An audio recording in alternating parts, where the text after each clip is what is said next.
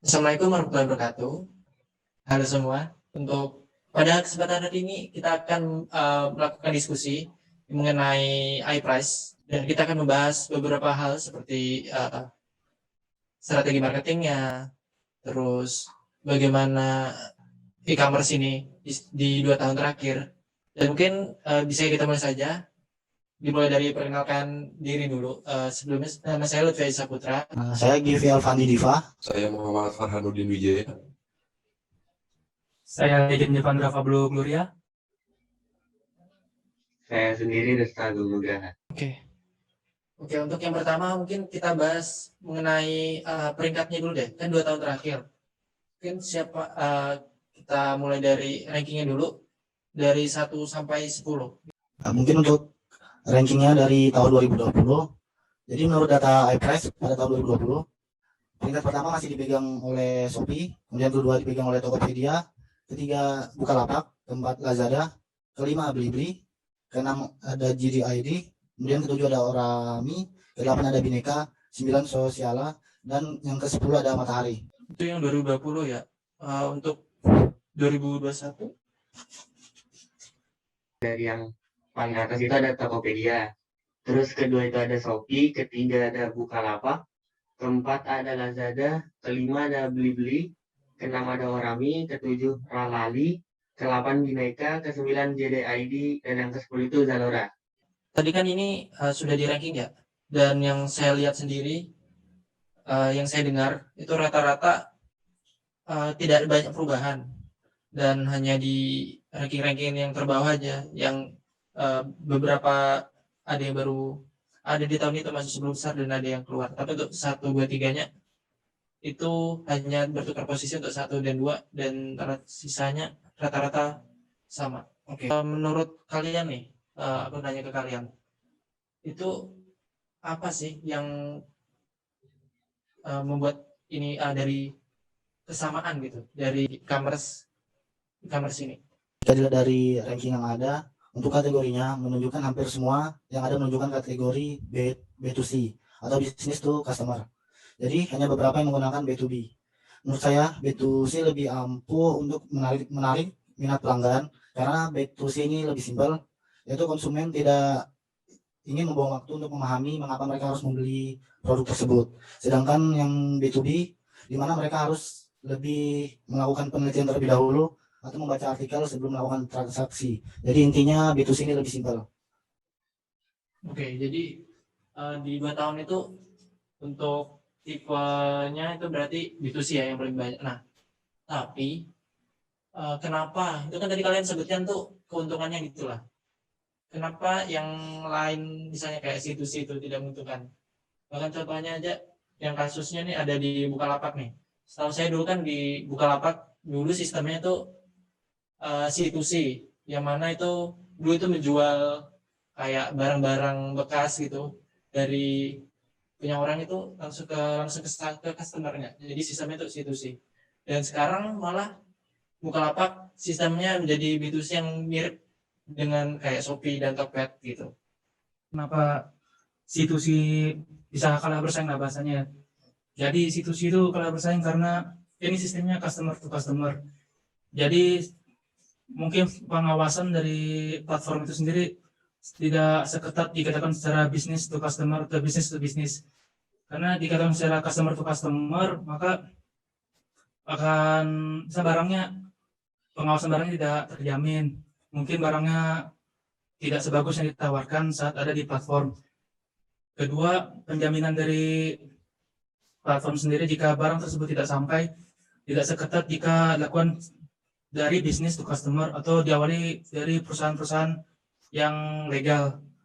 Karena jika dilakukan secara customer to customer, legalitas dari aktivitas transaksi tersebut juga dirasa kurang ya, sehingga rawannya terjadi penipuan atau ketidakpercayaan customer terhadap penjual maupun platform itu cukup besar jika dilakukan secara C2C. Oleh karena itu makanya C2C itu kalah lah dibandingkan B2C yang sedang naik akhir-akhir ini. Itu kok dari saya. Yang lain ada yang mau berpendapat? Ada yang mau berpendapat? Oke. Mungkin saya tambahkan juga ya, tadi menarik tuh tentang permasalahannya di keamanan sistem kelegalannya gitulah, karena agak sulit terjamin kan.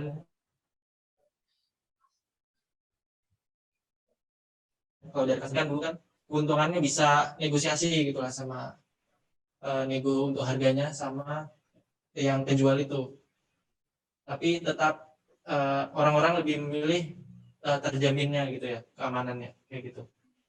Oke.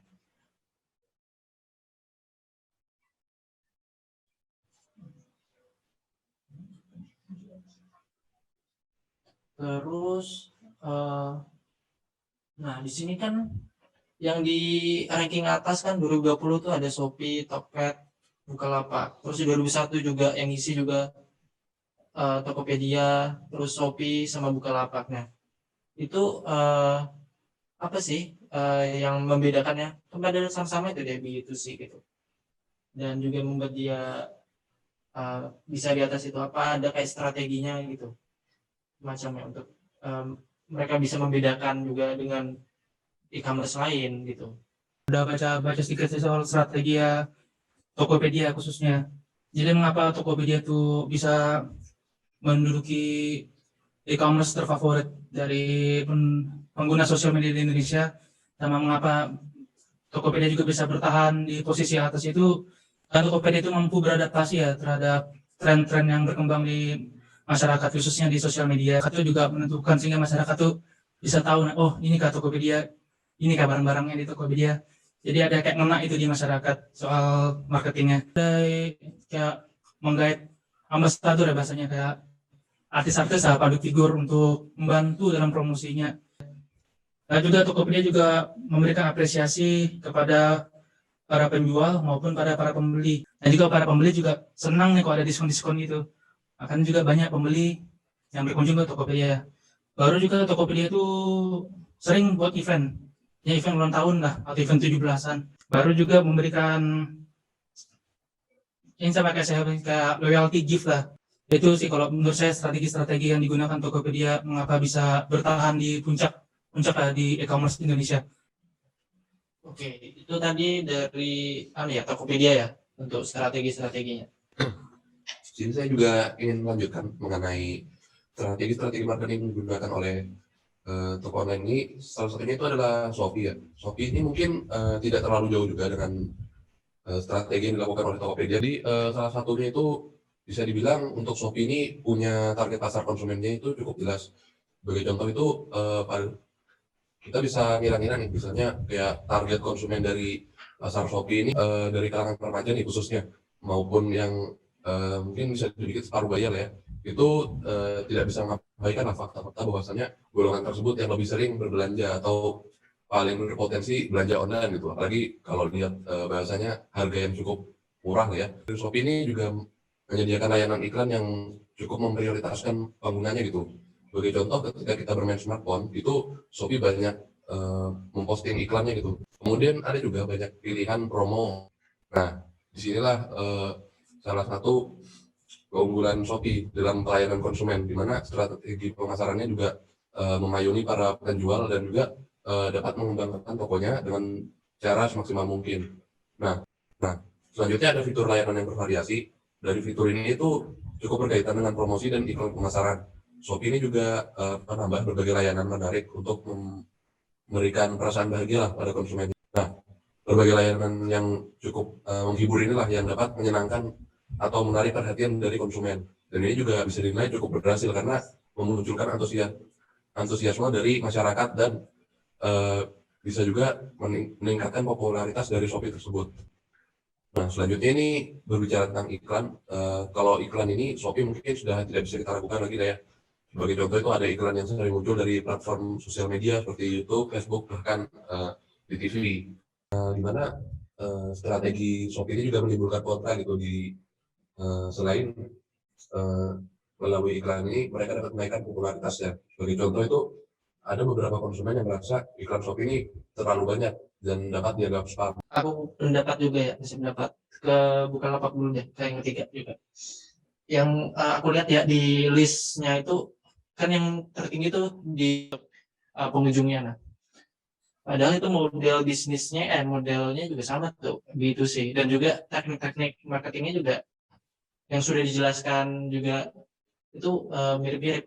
Tapi pendapat saya kenapa si Bukalapak ini masih belum bisa, karena pertama dia dulu kan sistemnya C2C, terus karena kalah dari Tokopedia, Shopee baru mulai beralih ke B2C. Nah karena terlambat itu, jadi dia ini juga kalah gitu, nggak bisa nyanyi juga karena sudah brandnya udah telat gitu untuk membrandingnya. Mungkin aku komentari juga benar tuh mengenai target pasar yang jelas. Nah, tadi Shopee itu disebutkan ke perempuan ya. Nah, di Tokopedia juga yang saya lihat tuh kebanyakan laki-laki. Nah, rata-rata saya pakai apa? Kalau kalau dari saya kebanyakan menggunakan Tokopedia. Mungkin alasannya karena di barang-barang di Tokopedia itu lebih produk-produknya yang asli dibandingkan Shopee dan lebih berkualitas mungkin. Mungkin itu dari saya. Mengenai toko online yang lebih sering saya pakai ya karena saya sendiri juga memilih Tokopedia karena kembali dari awal saya sudah cukup lama, mungkin penggunaan Tokopedia ini sudah saya gunakan sekitar dari 2 atau 3 tahun yang lalu. Nah itu sudah bisa dibilang jadi langganan lah ya kalau misalnya belanja online itu lewat Tokopedia dibandingkan lewat marketplace lainnya gitu. Saya menggunakan e-commerce tergantung diskon yang ada. Jadi biasanya kok di mana Tokopedia atau ada diskon cashback seperti itu, saya akan menggunakan Tokopedia. Dan jika ada di Shopee, misalnya ada promo-promo yang lebih murah, saya akan menggunakan Shopee. Jadi saya lebih ke fleksibel saja. Oke. Jadi rata-rata fleksibel ya. Dan juga ini kan laki-laki nih, dan saya lihat jawabannya juga yang lebih ke Tokopedia gitu lah untuk jawaban. Menurut kalian bagaimana gimana ya sistemnya gitu, sistem untuk dari bisnis role-nya sendiri? Shopee ini menggunakan business role yaitu berbentuk marketplace, kemudian kedua Tokopedia menggunakan marketplace, kemudian urutan ketiga Bukalapak menggunakan marketplace, keempat Lazada menggunakan marketplace, kelima Blibli menggunakan marketplace, keenam JDID menggunakan marketplace, ketujuh Orami menggunakan inventory, kedelapan Bineka menggunakan marketplace, 9 Sosiala menggunakan inventory, dan Oke. Nah, tadi kalian sebut nih bisnis role-nya ada 2, ke antara inventory atau enggak marketplace. Ada enggak gitu? Apa sih bedanya 2 itu? Yang membedakan gitu dan bisa bantu. Juga ada baca tadi bisnis roles tadi. Kalau marketplace itu lebih ke jasa sih, jasa sebagai platform untuk mempertemukan ya customers dengan penjual pelaku usaha. Nah itu marketplace lebih ke situ. Jadi platformnya kayak Tokopedia itu penyedia jasa aja. Jadi konsumen-konsumen itu bisa datang berkunjung ke Tokopedia melalui sosial media mereka, handphone mereka, untuk mendapatkan barang dari penjual seperti itu. Kalau inventory itu jadi bisnisnya penyimpanan inventory, menyimpan barang-barang dari supplier, lalu akan dijual secara langsung ke para customer mereka. Inventory ya. Nah, tapi yang saya lihat kan untuk yang bisa dibilang top 3-nya lah sistemnya marketplace. Dan saya mungkin ngasih pendapat juga kenapa hal itu bisa terjadi yang di awal marketplace. Karena untuk sistem inventory sendiri saya anggap kelihatannya agak lebih banyak mengeluarkan dana ya. Karena kan belum tentu juga stoknya habis. Itu tadi diskusi kita.